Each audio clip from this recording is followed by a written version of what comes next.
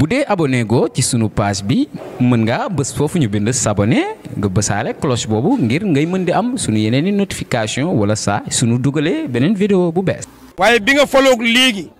amul benn dëkku tefes bu dul Mbuur lan la gis sa tànk tegu fa egguloo Joal te Mbuur Joal moo ko jiite ndax école baa nga Joal te ba nga ñëwee Mbuur la nga waxtaan ak ñoom dégg nañu ko du ma guddal damay dagg par scope laa lay jox boo paree yaa xam noo koy décortiquer bi nga question bi nga doon wax ci assemblée waa Mbuur moo la posé question ministre Ousmane Sonko wax la ni la waxal wolof nit ñi jàngul nga xam ne liggéey rek la ñu jàngaloon nga ni fii la dormant mooy luy nelaw lu nu soob muy nelaw ci géej mbaalu caas Sénégal luwaawam accordé na ñu nappe ka mais code de la pêche li ci ne dañ ni duñu ko jaay si Sénégal usine dootu ko fi liggéey boobaak léegi nag man membre CLPA laa bokk posé nañ leen question ni leen code de la pêche bi 98 la woon lan moo tax code de la pêche bi mënuñu ko laal ñu xool li ci ne ñu defar ka en tant que ministre dem bay laal code de la pêche amul benn dëkku tefes buñ la gis nga ñëw toog ak askan biy liggéeyee loolu laaj leen ñun la kat géej gi lii la ak lii ak lii demal Chine demal Japon demal Corée demal Turquie amul dëkk bu nekk ci àddina nga bëgg a développer comme moom te jëfandikoowul niñ lii ñuy liggéeyee lii ngay wax mbaalu caas mag ñi buum la ñu yoroon ba mu yàgg ñu wut bàkkool ba mu yàgg ñu wut gare kon su demee ba jamono yi dox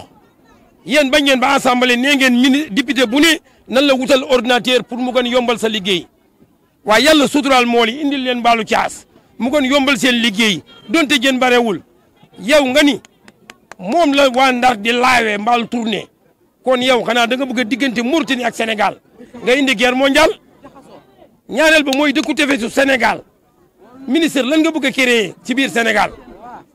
yéen a waxoon li ngeen di bañ dégg Pape Djibril Fall laaj leen ko ngeen di buudee ndax ministre bi day mer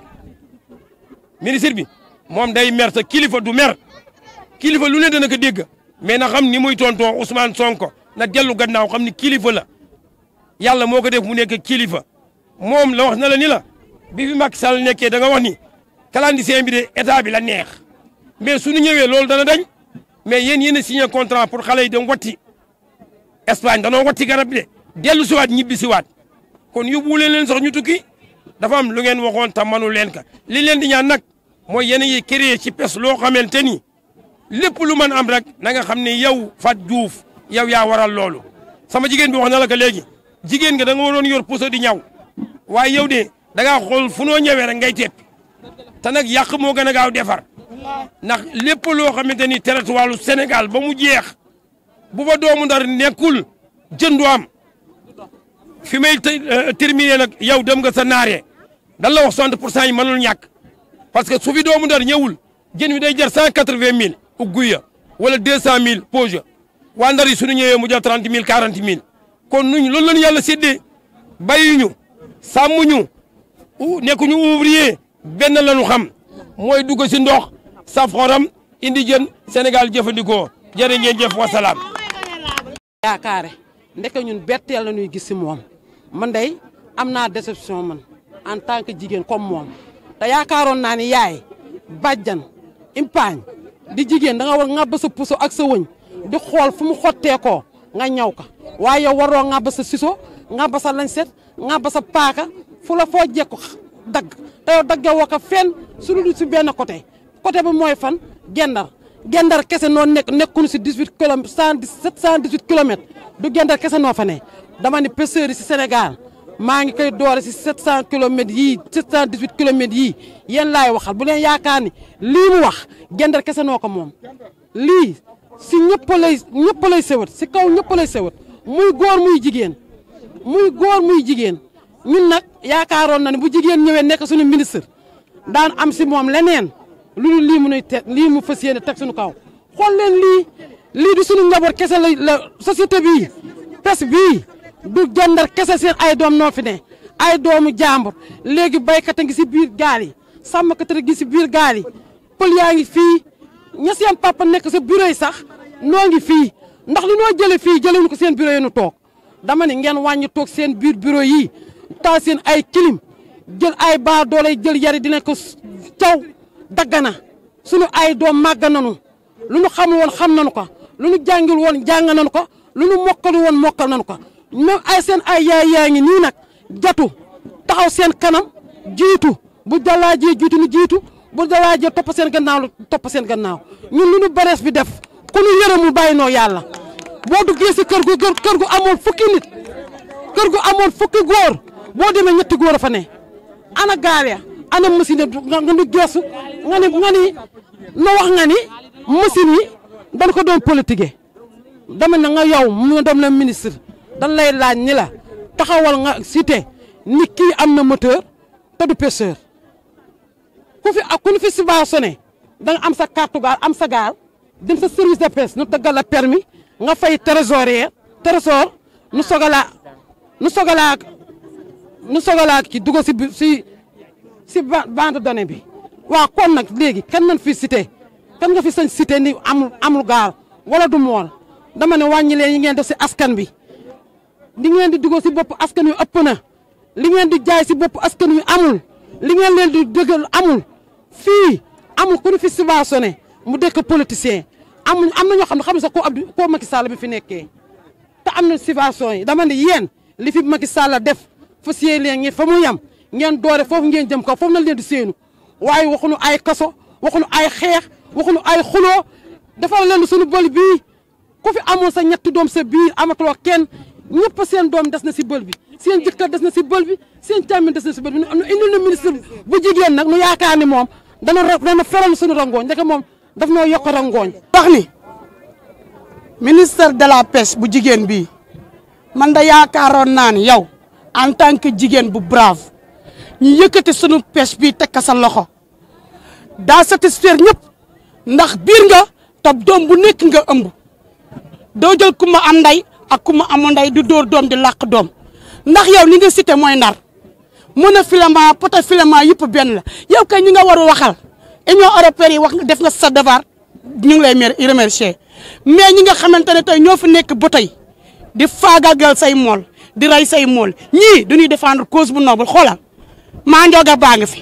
portugais baa ngi fi ñëpp ngi fi di gañ pain si dëkk bi ñun boo nu teree lii fu nu jam xanaa ñun boo nu teree lii suñu góor ñi di dem ñii di nappi njii si fele-fele gii ñun boobaa la noo def ñun ana suñu doom yi demoon Espagne ñeneen ñi ñu ngi mandi ñenn ñi def galère te dara waralu ko lu dul ñàkk liggéey fii si Sénégal ñun nag ñu des fii nag di dundal njaboot gi fi des kon nag yow boo nu jurul yërëm ni en tant que femme en tant que jigéen bàyyil xel ci code de la pêche bi la jox nga tëggin bu leer bañ def ku ma am nday ak ku ma amul nday Ndar nag moom ñëpp mu la nampal maare baa ngi fi mbaal maa ngi fi kon lii ngay tere nii mooy dangay carrière chemin ci dëkk bi ndax tur bi nga tudd muy Ndar moom ñëpp yow kañ li nga war wax mooy bël bii nga xamante ne bu yàgg ba léegi ñu ngi la koy clamé ñëpp teññi nanu sunu doom yi dee nanu amatuñu dégâts de matériel gaa yaa ngi jaay kër yi gaa yaa ngi jaay gaal yi ndax mënatuñu jaar si bël bi kenn ñeme te man da dama doon xeex ak sama doom bi su guddi ndax nee na mënatul tëmb jaar si bël bi kon ñun victime lanu kon ministre bi bàyyil xel sa askan xam ne ñun ñoo la fal yaa ni woon jamono jubal jubbanti fii li fi am dëng moo fi am mais jubbanti amu fi te ngeen baal ma nañ si kàddu gi maa leen faloon sama kàddu dem na si yéen waaye nag tey maa ngi bëgg am lu ma métti ak lu ma décevoir Ndar nag moom dunu noonu kenn Ndar dunu noonu kenn de bàyyil xel si moolu Sénégal yëpp xam ne yaa leen ëmb te yaa leen jabota te yow yaa leen war a téye te nag lii ngay def nii da ngay créer ak conflit te ñun ñaanu yàlla ñu am conflit suñu diggante ñëpp waaw boo jabootee da ngay mën a nampal bu déglu ma paate wala ma samba wootal ñëpp nga dajale leen xam ne ñëpp yaa leen bokk jaboote nekk leen si jàmm yaa na yàlla def jàmm Sénégal yaa na fi yàlla def jàmm waaye lii nag bi dafa quitté Ndar dafa cité Ndar nommément dafa quitté Saint-Louis dafa cité Saint-Louis nommément ce qui veut dire que kon moom li muy wax am na benn boor bu mu ko féetale mais ñun li ñu yëg tey mooy bu ci benn mool génne sa bopp ci 718 kilomètres de côte Ndar ba Kafountine bu ci benn mool génne sa bopp ndax lii nga xamante ne moom la wax muy napp gi nga xamante ne mooy napp monofilament filet dormant bi muy wax on l'interpelle encore wax ko monsieur madame la ministre nañu xoolaat code de la pêche bi nañu tëggaat li nekk ci biir code de la pêche bi parce que seeni pexe bis bu jubee rek mooy mool muy secteur u napp d'une manière générale dootul yëgati boppam ci li muy liggéey te bu ñu fàtte ni ci économie Sénégal li koy doxal secteur bii ñu taxaw tey muy napp gi bokk na ci bu ñu fàtte ni lii ñuy wax ni tey ci monofilament ci biir code de la pêche la nekk bu ñu fàtte ni tey bu ñu continuer di ko nappee ministère ya fa nekkoon ñoo defoon dérogation ba permettre nit ñooñu ñu mën di ci liggéey tey jii bu fekkente ne am na gouvernement bu bees bu génn bu ñëw ñu wax ne dañu pare pour concertation d'accord nañu pour concertation ndax napp gi pour mu dox il faut ñun ñëpp ñu bokk toog kenn ku ne wax sa xalaat bi nga ci amee mais nañuy bàyyi nekk ci yenn instance yi di jël ay décisions yoo xamante ne mën naa taal dëkk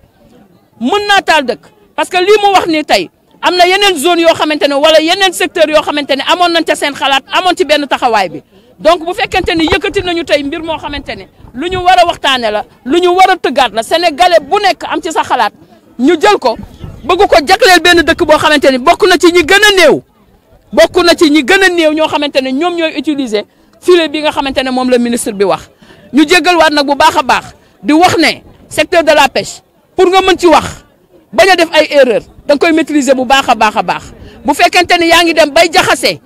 maay bi nga xamante ne moom la chaîne tournante gaalu mbaal di jël ak maay bi nga xamante ne moom la fele-fele di utiliser mu nekk ñaari secteurs yoo xamante ne bokkuñu kon erreur mi ngi bëgg a am donc nekkuñu fi pour répondre personne négativement mais li ñu bëgg rek mooy concertation la ñu wax code de la pêche nañ ko tëggaat li ci nekk te ñu ne jaaduwul ñu xool nan lañ koy defaraatee beneen bi ci des mooy ndëpp li nga xamante ne war nañ ko def ci secteur pêche mu nekk demande boo xamante ne bu yàgg ba léegi bi ñu ngi koy wax mais daal li ñu bëgg a xamle mooy filet yi am na différence bu rëy a rëy quand on dit filet mayence dérivant de surface filet dormant mooy bi nga xamante ne da nga koy sóob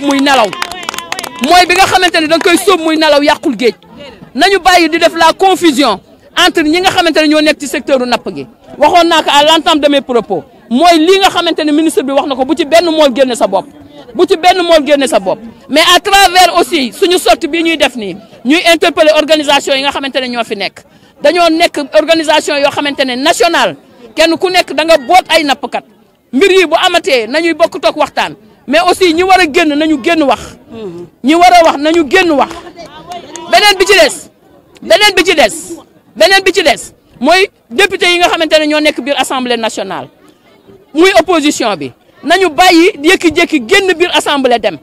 ñoom faluñu seen bopp communauté bi moo leen fal tey am na ay député yoo xam ne bu ñu fa nekkoon bu ministre bi waxee li dana am ñu ko tontu mais hélas désolé bi ñu jëlee seen ay bagage ba génn biir assemblée ña fa nekkoon toog